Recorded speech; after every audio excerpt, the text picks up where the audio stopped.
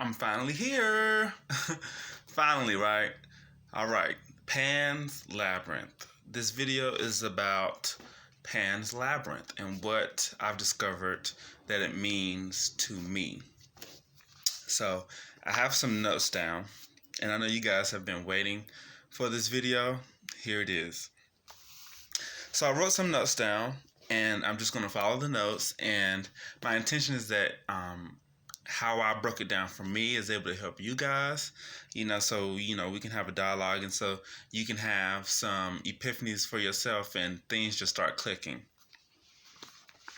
And much of this information, well, now I won't say much of it, but I got a lot of my own epiphanies just from like my subconscious mind and the play of words. Words are important, and especially within the English language, because there's a lot of things that sound the same, and but mean different things. But it's all about the sound. Okay, it's about the sound and dissecting that. Okay, so for Pan's Labyrinth, the journey within. That's what I describe as the Pan's Labyrinth.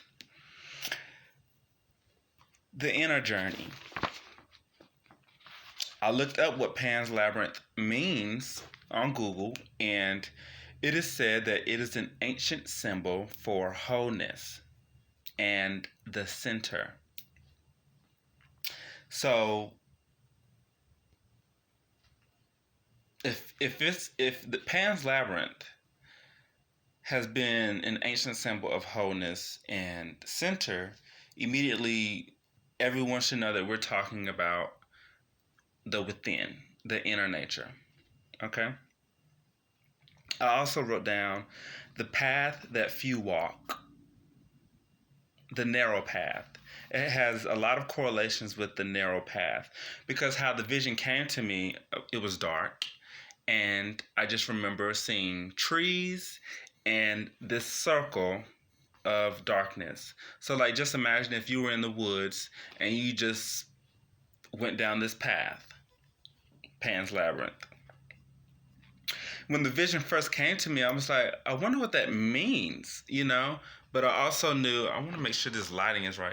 I also, I wanted to know what it meant, but I also knew it meant something of significance, because before the vision came to me as vividly as it did this night when I was basically waking up, I remember it coming to me in other ways too.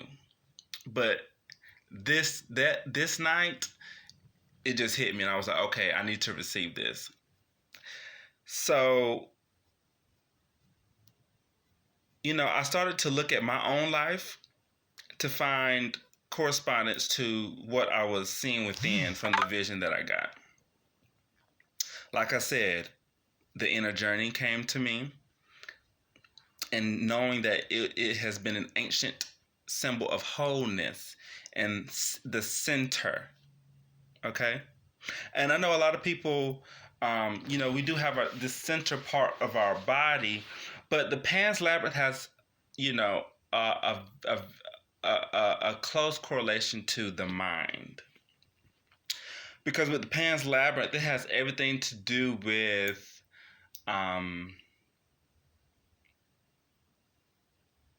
inner journey. Like I said, to journey within is to journey within your own mind. That makes sense?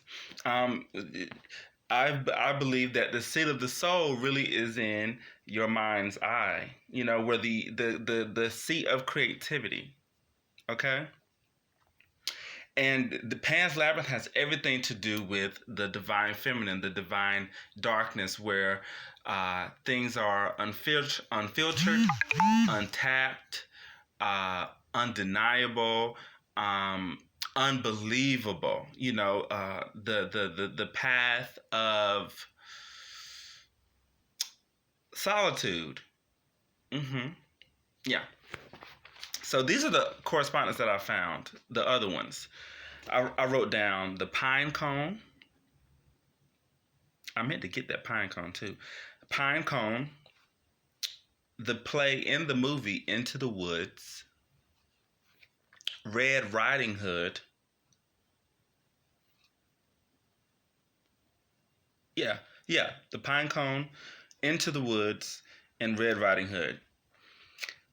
So the pine cone has been um, correlated with the pineal gland. Pine.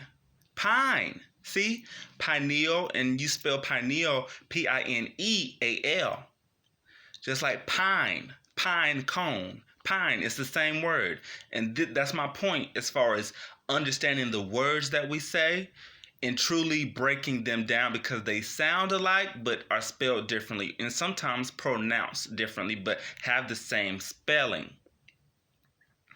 So the pine cone has everything to do with the pineal gland.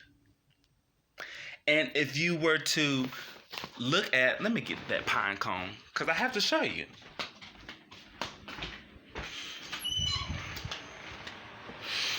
Here we go. So if you look at a pine cone, just imagine, go to that seat of the soul, your own Pan's Labyrinth. Just imagine this being your own wood. Just imagine this being your own wood. If you imagine yourself, being small enough to get lost in here, it will be pretty dark. Don't you think? It will be pretty dark. Okay? The pineal gland has everything to do with the third eye. And if you look at, let me get this lighting, jeez. And if you look at if you Google Pan's Labyrinth, you'll see they have these eyes all over, the pictures from, the film Pan's Labyrinth. It's referencing the pineal gland. This is where we create everything. It's dark in here. When we close our eyes, it's very dark. And the reason why I brought up Into the Woods because there's trees in the wood. But if you were in the trees correlate to the membranes of your mind. If you Googled a picture of a brain, you will see these you will see veins. And veins, if you look closely, look like trees. And even just the word brain, branch. Okay? Because there's many different parts in our brain, just like there's many different parts of the tree. Many branches of the tree, just like the brain. Okay? Red Riding Hood. I brought this up because if you think about the story Red Riding Hood goes into the woods, to visit her grandmother to give her some goods. But there's this wolf that is following her, seeking to eat her and the goods. So if you think about goods, Red Robin's goods, past the story of just bread and stuff, what goods is the wolf really taking? The goods could be her creative power. The goods could be the fact that she's a symbol of the divine feminine. She's a symbol of a child whose creative ability is untampered. And that goes back to Pan's Labyrinth. Untampered, unbelievable, undeniable, un. And if you flip you get new. Anything that you seek to create from within, especially if you're creating intentionally, is always something new. Get it? Let's look at the wolf. Okay? The wolf, my arm hurt. The wolf, you know how they have that saying, a wolf in sheep's clothing? And even the wolf was sneaking. He was sneaking around, not wanting Red Robin Hood, to see him. Now let's look at that from a bigger lens. A wolf in sheep's clothing.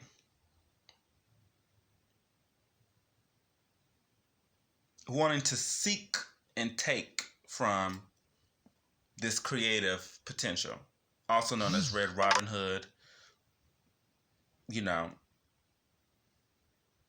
the inner self. Don't that sound like the government? Don't that sound like the world leaders? It does to me. So with these stories and things, it's not about looking at what has been given to us in a literal sense. It's about looking deeper in the symbology. Okay?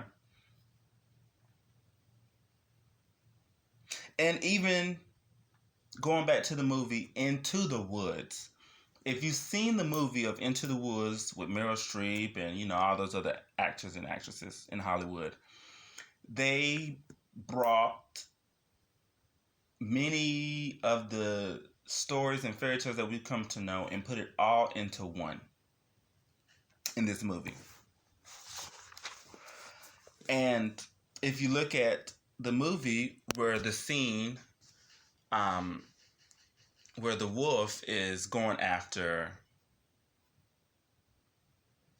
the girl, and even after even while he was going after the girl, he was distracting her. He was wanting to distract her. How many distractions has this system put us under in this life? He was wanting to lure her to him. There's a lot of, deception out here. There's a lot of luring, to the temptations, okay? Because the wolf was wanting to tempt Red Riding Hood. But there was a scene where the wolf, he was already in the house, disguising himself as the grandmother. The grandmother. Going back to the sheep and wolf's clothing. And sometimes you don't know when you're looking at a wolf. In that movie, Into the Woods, until it's too late. Okay? But this video isn't about being too late. It's about figuring out, the hidden crevices of things. But Pan's Labyrinth, again, is about the journey within. It's about going into your inner depths, your own darkness, to be the seat of your soul. One of the tips in manifesting is, and even on this, spiritual journey of healing, is to embrace your darkness. It is to, going back to manifesting, creating from a place of the unknown. See, the unknown. And when you walk in a dark forest, a lot is unknown to you. But Pan's Labyrinth came to me because the message was to trust the unknown. Trust that as creators, we create from the unknown place all the time. So when our life tends to be dark, or when we don't know what's coming next, the message is to also be comfortable in that place. Because even, with Pan's Labyrinth, when you Google Pan's Labyrinth film on, Google, and you see the images and things like that, the movie is made in a way to make you fear the darkness. Okay? To make you fear the darkness. But this is not what this video is about. This is about embracing the darkness. And know that you are the darkness.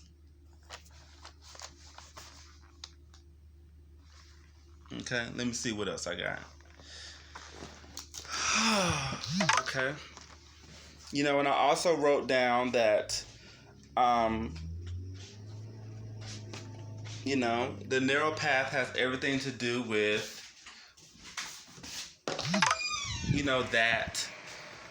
that aloneness, that empty space, that empty space, that 0 point field. Okay, and I hope you guys are following me. But it's just about embracing all of you, because there was this scene in Into the Woods that one of the actors said, and the actor had said, the woods can be a dangerous place. And when he said that, I was like, there's a deeper truth to that. And that statement is half truth.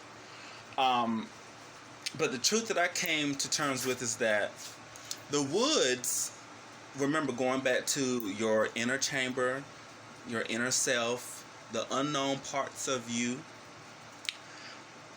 The only time the woods can be scary is if you are afraid of what the woods will reveal about you. Okay. And this whole agenda to make you fear the darkness and, creating this boogeyman, or, just anything associated with darkness to be turned into something evil and malevolent. Not saying that people don't have negative intentions, but to fully blanket all of darkness as evil and malevolent, that's an agenda. And the agenda is to disconnect one from that space. We are a whole being. We're not just light. We're also darkness. Because there came a moment, and there always comes a moment where we have to fully embrace our darkness, even when it's not pretty. And that's going back to not being afraid of the darkness, of the night, of the woods. And there came a point where I was needed to do a ritual in the woods. And at first I was scared, and I was called to do it at night. But I was called to do it at night because I learned that there was nothing to fear. And so all of that is just coming back around full circle. But the agenda is to disconnect you from that unfiltered space. And we the unfiltered space, we all, the unfiltered space, the unfiltered. There's so many filters in this world, so many censorships. No, the unfiltered means that you cannot be shut down, shut up, silenced, none of that. Okay? And this dark space has everything to do with the raw truth. Okay? Everybody wants people to be authentic until there comes a time where the truth needs to be told. Okay? So this is about returning back to the whole part of you, not just one spectrum. Because then, if you're just only on one spectrum, love and light, then you get cut off from who you are as a whole being. Okay? So the Pan's Labyrinth, to sum it all up, is for us to accept all of who we are and not just half of it. Okay? I hope this video has helped y'all. It has definitely helped me. I'm glad I got it out. Thank you guys for, liking my content, commenting. I really appreciate all of that. I am giving free readings. I am open to donations. You can always DM me if you would like a free tarot reading for yourself. I also have my new Instagram page, sextalk.tv, where I'm talking about everything sex, showcasing, not showcasing, but, shining a light on how to have different conversations around the topic. Sex, sexuality, body positivity, all of that. And the page is intended to entertain and also educate. And that is sextalk.tv. Anything else? Yes, just expect new things, okay? I love you guys. Until next time. Peace. Oh, and I also have a YouTube channel. You can follow me on YouTube at Conscious Wave, and I'll put the YouTube link in the description. And you know, you can just copy and paste, or you know, write down the link and follow me there. I'll be sharing content on there too, and this video is going to go up there too. Okay. All right, guys. Peace.